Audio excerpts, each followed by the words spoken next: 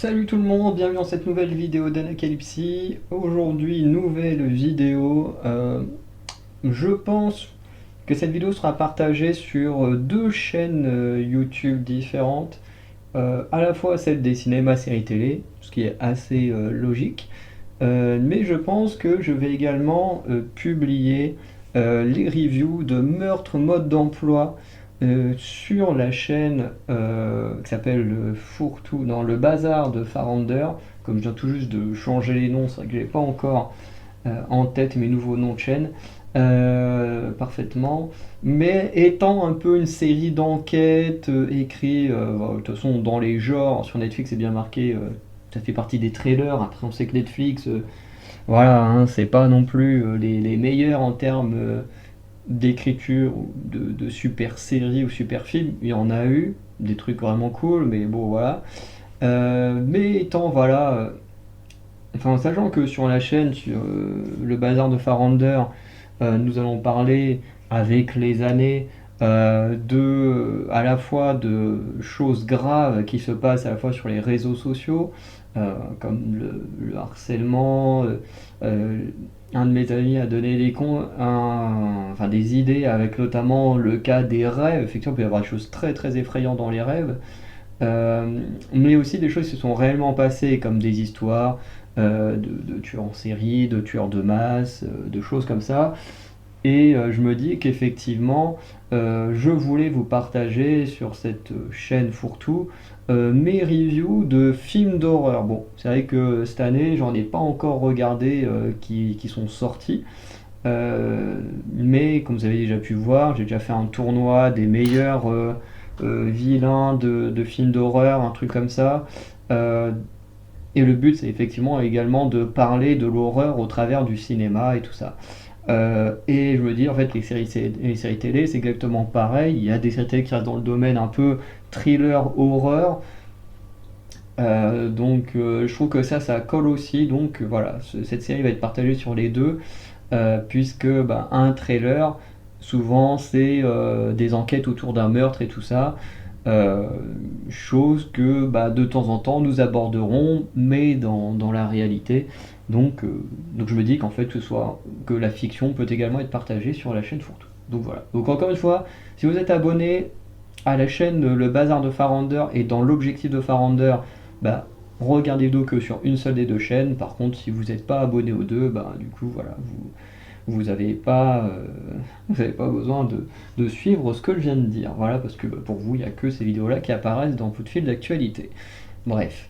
Euh, du coup, meurtre, mode d'emploi, donc épisode 1.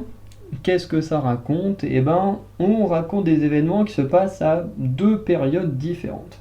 Alors, je ne sais pas exactement dans quel pays on est. Je pense que soit on est en Angleterre, soit on est aux États-Unis. Il y a un aspect un peu particulier, tu vois. On sent qu'on est dans un petit village avec des secrets cachés et tout ça. Parce qu'il y a un côté qui fait un peu ancien, un peu dans certains styles de personnages. Genre l'héroïne, elle a un style assez particulier, je sais pas pourquoi, qui me fait penser à des gens des années 80-90. Et de l'autre côté, on a également les véhicules. Genre des fois, quand on voit l'héroïne dans la rue, il y a des véhicules qui font très anciens. Donc je sais pas, ça me fait penser à des vieux villages, je sais pas pourquoi. Euh, et en même temps, ben, la série est très moderne. Genre, à un moment donné, tu vois une meuf en kigurumi. Ok. L'héroïne enquête beaucoup par rapport à Instagram. Genre Instagram, bah, ça reste quand même une application qui a peut-être quoi, 10 ans dans ces eaux-là. Bref, qui est quand même pas si vieille que ça. Donc je sais pas, il y a un aspect, voilà, un peu, il y a une patte un peu particulière dans la série. Personnellement, moi j'aime beaucoup la patte. Il y a des choses que je trouve un peu beau. Je me dis ok, voilà. Tu sens qu'ils des fois ils essayent d'apporter une petite touche humoristique qui je trouve ne fonctionne pas. Je trouve que l'aspect thriller est bien amené et plutôt bien utilisé dans cet épisode. Par contre, l'aspect un peu comique qu'ils veulent apporter, je trouve qu'il fonctionne pas. Par exemple, l'aspect comique, ou du moins que j'ai l'impression qu'on a envie que je rigole en voyant ça, c'est qu'à un moment donné, l'héroïne, donc Pipa, euh, va travailler dans un mariage et en fait, elle se retrouve déguisée pour travailler dans ce mariage. Sauf que du coup, le déguisement, en gros, c'est t'as un déguisement d'étoiles toutes grises, là, un peu scintillantes, quoi. Voilà, très flashy avec une sorte de chapeau là, avec le fil là, qui te va sous le visage, là, qui est dégueulasse, avec des collants noirs. Enfin bref, le costume, il est dégueulasse. Et quand elle accepte le travail, qu'après tu vas voir au mariage, tu vois tous les gens qui sont bien sapés et d'un coup tu arrives sur elle et sa meilleure amie et tu vois, tu le sens que tu es censé trouver ça drôle. Genre le décalage entre comment elles sont fringuées et comment les gens dans le mariage sont fringués, tu vois, tu sens que tu es censé trouver ça drôle, mais en fait ça l'est pas. Enfin en tout cas moi ça m'a pas fait rire quoi. Moi personnellement mon cerveau il est vraiment à fond dans l'enquête et j'en ai rien à battre de me marrer sur des costumes ou parce que t'as une meuf qui fait ses devoirs habillée en kigurumi licorne ou je sais pas quoi. Tu vois, tu sens que t'as des petits détails qui sont censés te faire rire, qui peut-être ont fait rire des gens, mais en tout cas que moi quand je regarde je me dis ouais bof ok si c'est censé me faire rire mais en tout cas ça marche pas.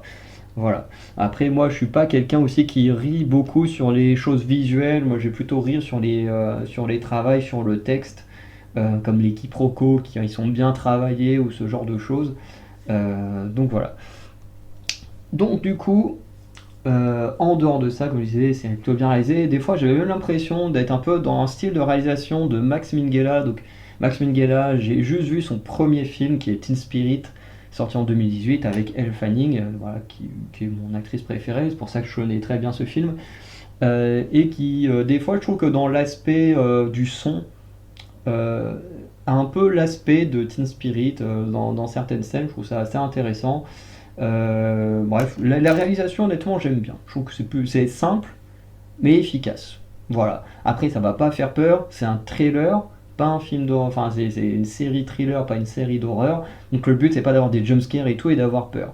C'est plutôt des séries qui jouent sur l'ambiance plus que sur la peur de te faire sursauter et tout ça. Mais je trouve que, honnêtement, c'est plutôt bien amené. Voilà. Donc dans l'épisode, on va du coup suivre l'héroïne Pipa, jouée par Emma Myers, que j'aime énormément. C'est sûrement l'une des actrices qui s'est révélée ces dernières années, qui a un gros potentiel et qui est clairement dans le top 10 de mes actrices préférées. Franchement, je l'ai vue pour l'instant dans 3 programmes et à chaque fois, son acting, il est génial. Franchement, tu sens qu'elle est à fond dans l'acting et tout. C'est pas comme certains acteurs, actrices, tu vois, ils ont un acting de merde où ils en font le minimum. Elle, tu sens qu'elle est à fond. Euh, Franchement, j'adore. Bref. Et par contre, le reste du casting, honnêtement, je connais pas, donc c'est un plaisir de découvrir parce que les gens jouent pas si mal que ça. Donc c'est plutôt cool. Bref, on va revenir sur l'histoire parce qu'à chaque fois je divague bon, sur des choses importantes, hein, mais quand même. Du coup, Pipa, on la découvre, voilà. Elle vit dans une famille alors on sent que là on est sur du Netflix, hein, parce que du coup elle est blanche, sa mère est blanche, son père est noir, son petit frère est noir, ce qui est totalement possible, hein, honnêtement. Moi personnellement, dans ma famille, je suis, je suis métisse, mon père il est métisse, ma mère elle est blanche, mon frère il est blanc. Donc je veux dire c'est totalement possible ce genre de choses. Je le précise parce que j'en suis sûr que des gens sur internet ont sûrement dit ah c'est woke, famille bicolore, machin, enfin bicolore c'est un peu bizarre de dire ça sur des gens, mais vous voyez l'idée, alors qu'en fait dans la réalité il y a plein de familles comme ça où une personne métisse ou une personne noire va sortir avec quelqu'un de blanc et puis qui vont faire des enfants qui seront soit plus ressemblants au père, soit plus ressemblants à la mère, c'est totalement possible, hein. Ma propre famille en est l'exemple parfait. Et voilà. Et du coup, on la découvre dans cette petite famille, on découvre un peu son groupe d'amis, surtout sa meilleure amie, et les autres on les voit juste un peu dans la scène d'intro, quand ils essayent de voler de l'alcool, enfin d'acheter de l'alcool alors qu'elles sont mineures dans une petite épicerie. Mais après, à part la meilleure amie, les autres on les revoit pas du tout. À part peut-être une vite fait, mais bon, c'est pas. Voilà, c'est pas ce qu'on retient. Et du coup, On apprend qu'elle est un peu obsédée par la mort d'une fille, donc qui je crois s'appelle Andy, qui est morte il y a 5 ans. Et pendant l'épisode, on nous apprend. Alors, ce qui est un peu chiant, c'est qu'on la voit quasiment jamais à l'école, alors que bah, elle est censée être étudiante, elle enquête à la base pour un projet scolaire. Enfin, je veux dire, à quel moment, ça c'est un peu le truc, un peu, tu sais, quand tu réfléchis, où tu te dis, mais en fait c'est complètement con, mais tu te dis à quel moment un professeur accepte que ton étudiant fasse un exposé qui est une enquête de meurtre. Je veux dire, une enquête de meurtre, c'est la police qui doit la faire, pas une étudiante, et encore moins pour un projet scolaire, et même pour elle-même non plus. Je veux dire, quand tu y réfléchis, tu te dis, il y a vraiment un truc qui va pas là-dessus. Voilà, ça marche pas. Bon, la série, comme l'épisode, je passais un excellent moment, franchement, j'étais à fond dedans. D'habitude, je fais un peu d'écriture à côté quand je regarde des films ou des séries. Là, je suis scotché devant ma télé, j'ai du mal à en sortir, donc c'est que ça montre à quel point c'est plutôt bien réalisé. Voilà, après encore une fois c'est très simple mais bien fait.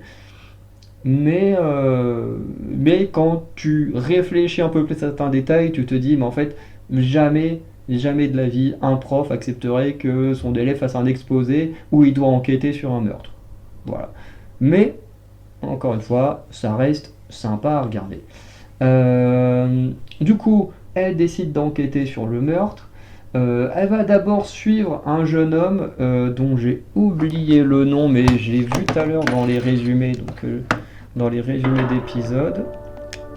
Hop là. Donc, qui s'appelle Ravi. Donc, elle va d'abord suivre ce garçon-là dans la rue parce que du coup on la voit souvent en train de sortir son chien, notamment à un moment donné il y a dans la forêt. En vrai je trouve que c'est hyper bien réalisé parce que genre t'as des petits fanions noirs attachés sur plein de branches et tout, tu sais pas trop pourquoi. Elle tombe sur une petite cabane aussi un peu éclatée avec les noms justement de Andy et d'autres personnes proches de cette fille qui est morte, et là tu vois une meuf blonde en train de courir. Et là, dans son cerveau, ça brille et se met à poursuivre la personne qui, en fait, bah, est juste une meuf blonde en train de faire son sport et pas la personne qui est morte. Puisque Andy, la fille qui est morte, est blonde, donc voilà. Mais du coup, comme je disais, on la voit souvent sortir son chien, elle va se mettre à suivre ce garçon Ravi, qui est le petit frère du personnage qui s'appelle Sally ou Salil. Des fois, quand elle écrit au tableau, à un moment donné, elle écrit Sal, je me suis dit putain, pourquoi elle écrit pas son nom en entier. Parce que des fois, j'ai l'impression qu'il dit Sally, des fois, j'ai l'impression qu'il dit Salil. Je sais pas si c'est par rapport aux liaisons entre les mots, bref. Mais en gros, qui était le petit ami d'Andy. Et Ravi, du coup, c'est le petit frère de ce petit ami. Et du coup, elle va essayer d'aller le voir pour lui poser des questions sur son frère. Et du coup, il va tellement très très mal réagir, l'envoyer chier, et ensuite on ne le reverra pas tout de suite. Du coup, elle décide de continuer d'enquêter, d'abord en allant voir la sœur de sa meilleure amie, voilà, en posant des questions. Cette personne va accepter de répondre, je reviendrai sur les choses qui ont été dites juste après, mais voilà, elle enquête auprès d'elle, et ensuite, ben, elle apprend que pour avoir plus d'informations, elle doit se rendre à ce fameux mariage où sa mère peut lui permettre d'avoir des places. D'ailleurs, tu te dis, parents, pareil, très irresponsable, hein, quel parent accepterait que son enfant fasse un exposé sur un meurtre? Voilà, surtout en plus, un meurtre où ton enfant il pense que le meurtrier n'est pas coupable et enquête du coup sur le meurtre. Parce que oui, c'est vrai que j'ai oublié de le dire, mais en gros, si elle enquête, c'est parce qu'elle pense que Salil, le gars qui est censé être le meurtrier, elle pense qu'il est innocent. Et d'ailleurs, elle, son argument qui fonctionne pas totalement, mais en même temps, c'est une adolescente, donc c'est compréhensible que son point de vue soit biaisé. Mais en gros, elle dit voilà, je pense qu'il est innocent parce que bah, il a toujours été gentil avec moi et je pense pas qu'un gentil puisse être méchant. Enfin, que quelqu'un d'aussi gentil puisse tuer des gens. Et d'ailleurs, sa meilleure amie, à un moment donné, lui envoie une pique qui est extrêmement intelligente et qui montre que voilà, c'est des ados, donc c'est normal aussi qu'ils aient pas des réflexions d'adultes. mais son ami va lui dire non, mais en fait, c'est tout le temps comme ça. Et en faisant référence au fait que beaucoup de tueurs en série, auprès des personnes qui les entourent, bah, ont souvent une excellente image. La plupart du temps, quand tu questionnes des voisins ou des proches d'un tueur en série, souvent ils te disent bah ouais, mais il était super cool, il avait l'air normal, machin, alors qu'en fait la personne commet les pires atrocités dans le privé, quoi. Et du coup, on essaye quand même d'installer un doute, voilà, auprès du personnage principal, en mode, bah du coup, est-ce qu'il a quand même pu tuer? Parce qu'effectivement, en étant hyper gentil et tout, il a quand même ce côté des tueurs en série où on est hyper gentil, mais en même temps, bah, ces gens-là commettent plein d'atrocités. Ou est-ce que c'est vraiment quelqu'un d'autre qui a tué Andy et pas Salil? Mais du coup, il y a quand même du mystère autour de ce garçon. Euh, Bah, de toute façon, il y en a autant sur lui que sur la meuf. Euh, et du coup,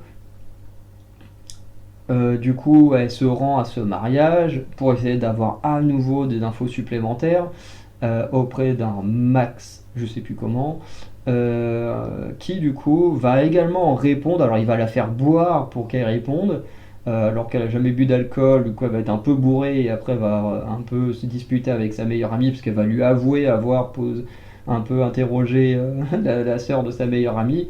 Et là, elle va même se rendre compte qu'en fait, sa meilleure amie enfin, sait des choses à propos de sa sœur et qu'elle ne lui a jamais dites, alors que ça fait quand même peut-être plusieurs jours qu'elle est au courant que Pipa fait cette enquête.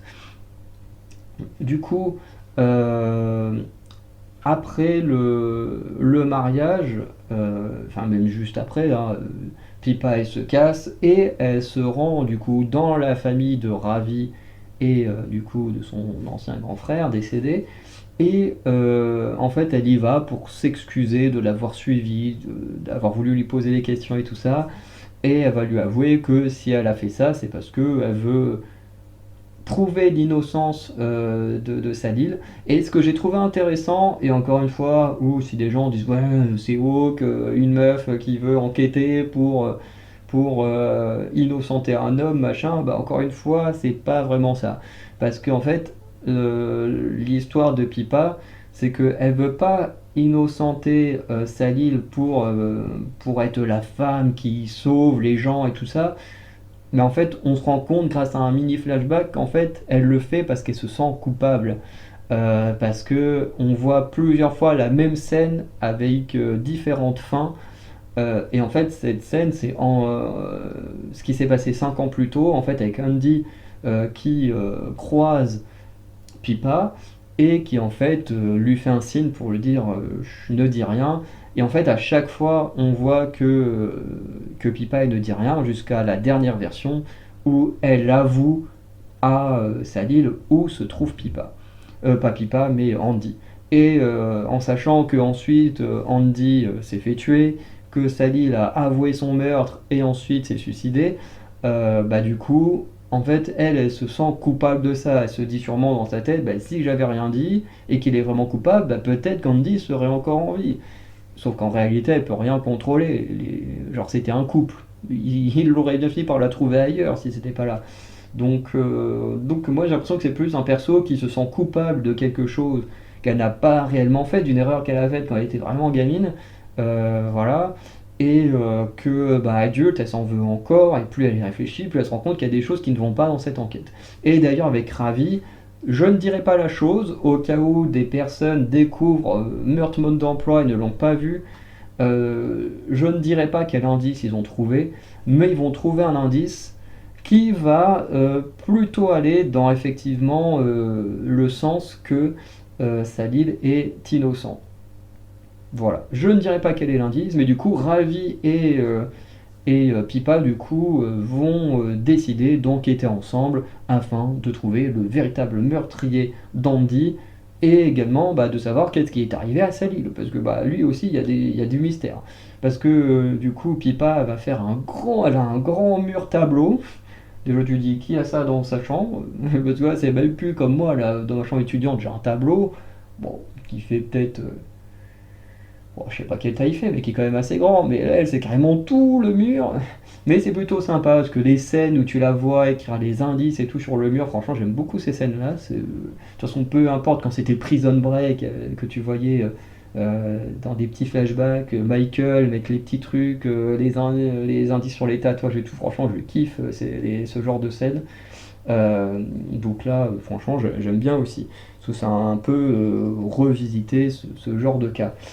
Et, euh, et du coup, qu'est-ce que je voulais dire? Oui, au niveau de Sally, en fait, il y a du mystère. Parce que déjà, on se demande